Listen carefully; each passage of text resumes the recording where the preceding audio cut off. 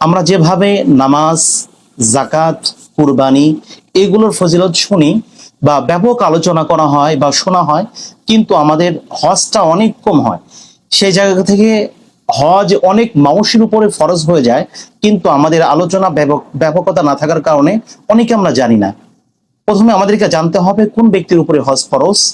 যে ব্যক্তির এতটুকু সক্ষমতা আছে, সামর্থ্য আছে যে হজ করতে যেতে পারবে এবং হজ করে সুন্দর করে ঘুরে আসতে পারবে এবং সাধারণভাবে তার পরিবার চলবে, ঋণ হবে না, দেনা পাওনা হবে না, এরকম ব্যক্তির উপরে হজ ফরজ। পবিত্র কোরআনের আয়াত দ্বারা প্রমাণিত।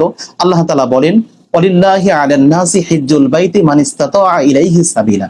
এই আয়াত থেকে হজের ফজিলত কি যদি আমরা জানি, অবশ্যই অবশ্যই আমাদের আরো হজ করতে বেশি আমরা উৎসাহ অনুপ্রেরণা পাবো এবং আল্লাহর বিধান হজ করতে আমাদের ইচ্ছা জাগবে এবং সবাইকে লাব্বাইক আল্লাহুম্মা লাব্বাইক, এই যে বাইতুল্লাহ জিয়ারত করা, আমাদের সবার ভিতর অনুপ্রেরণা জাগবে।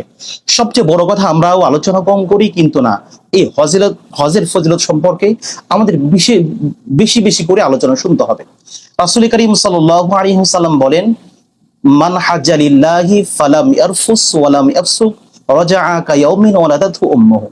যে ব্যক্তি আল্লাহ তাআলার সন্তুষ্টির জন্য হজ করবে, এখানে কোনো অশ্লীল কথা বা কোনো গুনাহের কাজে লিপ্ত হবে না। আল্লাহ তাআলার জন্য একাগ্রতার সহিত যারা হজ করবে, সেই ব্যক্তি এমন ভাবে পূত পবিত্র হবে, সদ্য ভূমিষ্ঠ বাচ্চা যেরকম ভাবে নিষ্পাপ হয়, ওইরকম ব্যক্তিও হজ করে এরকম পূত পবিত্র হয়ে ফিরে আসবে। সুবহানাল্লাহ। এই জন্য অবশ্যই এই যে হজ আমাদের পূর্বের সমস্ত গুনাহকে পূত পবিত্র করবে। আর এক হাদিসে রাসূল করিম সাল্লাল্লাহু আলাইহি ওয়াসাল্লাম বলেন, আল হাজ্জু ইয়াহদিমু মা কানা ক্বাবলাহু, যে হজ পূর্বের সমস্ত গুনাহকে মাফ করে দেয়।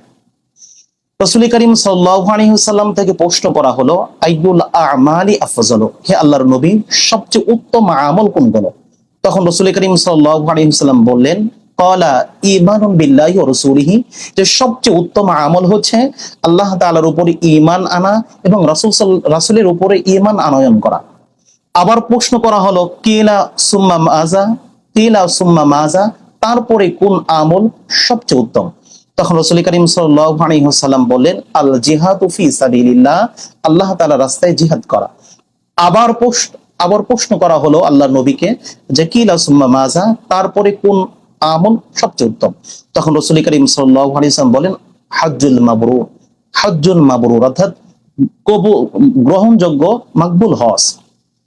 এই জন্য অবশ্যই অবশ্যই আমরা হজ করব এবং হজের ফজিলত গুলো বারবার আমরা শুনবো, যাতে করে আমাদের সবার মাঝেই হজ করার উৎসাহ জাগে এবং আমরা যেন খানায় কাবা জিয়ারত করতে পারি, লাব্বাইক এবং রাসূল করিম সাল্লাল্লাহু আলাইহি সাল্লামের রওজার পাশে গিয়ে আসসালামু আলাইকা ইয়া রাসূলুল্লাহ, আসসালামু আলাইকা ইয়া হাবিবাল্লাহ বলতে পারি। আরেক হাদিসে রাসূল করিম সাল্লাল্লাহু আলাইহি ওয়াসাল্লাম বলেন, আল আল উমরাতু ইলাল উমরাতি কাফফারাতুন লিমা বাইনাহুমা, এক উমরা থেকে আরেক উমরার মাঝে যত গুনার, সব গুনার কাফফারা স্বরূপ হচ্ছে উমরা। অর্থাৎ উমরা করলে তার পূর্বের উমরা পর্যন্ত সব গুনাহকে আল্লাহ তাআলা মাফ করে দেয়। আল হজ্জুল মাবরুর লাইসা লাহু জাযা ইল্লাল জান্নাহ, রাসূল করিম সাল্লাল্লাহু আলাইহি ওয়াসাল্লাম বলেন, হজ্জে মাবরুর, এর কোনো প্রতিদান নাই, এর কোনো জাযা নাই, এর প্রতিদান একমাত্র জান্নাত। এই জন্য অবশ্যই অবশ্যই আমরা হজ করার চেষ্টা করব এবং আমাদের হজের তামান্না, আকাঙ্ক্ষা রাখতে হবে যে আল্লাহ, একবার হলেও আপনি আমাদেরকে হজ করার তৌফিক দান করুন। এমনকি যে ব্যক্তি হজ করতে যাবে, মান হাজ্জা আও মুআতামিরান বা ইতামিরান, যে ব্যক্তি হজ করবে অথবা উমরা করতে যাবে অথবা জিহাদ করতে যাবে এবং সে ব্যক্তি যদি রাস্তার মধ্যে মারা যায়, সে ব্যক্তি শহীদ। এই জন্য আমরা হজের নিয়ত করি এবং আমাদের বাচ্চাদেরকেও হজের জন্য উৎসাহ দেই। লাব্বাইক, এগুলো আমরা বারবার বলি, লাব্বাইক আল্লাহুম্মা লাব্বাইক লা শারীকা লাকা লাব্বাইক ইন্নাল হামদা ওয়ান নি'মাতা লাকা ওয়াল মুলকা লা শারীকা লাক। এটা বারবার জব্দ করি আর বারবার ভিতরে তামান্না করি, হে আল্লাহ, একবার হলেও আপনি আমাদেরকে হজ করার তৌফিক দান করুন। আল্লাহ তাআলা আমাদের সবাইকে হজের সক্ষমতা এবং সামর্থ্য আল্লাহ তাআলা দান করুন।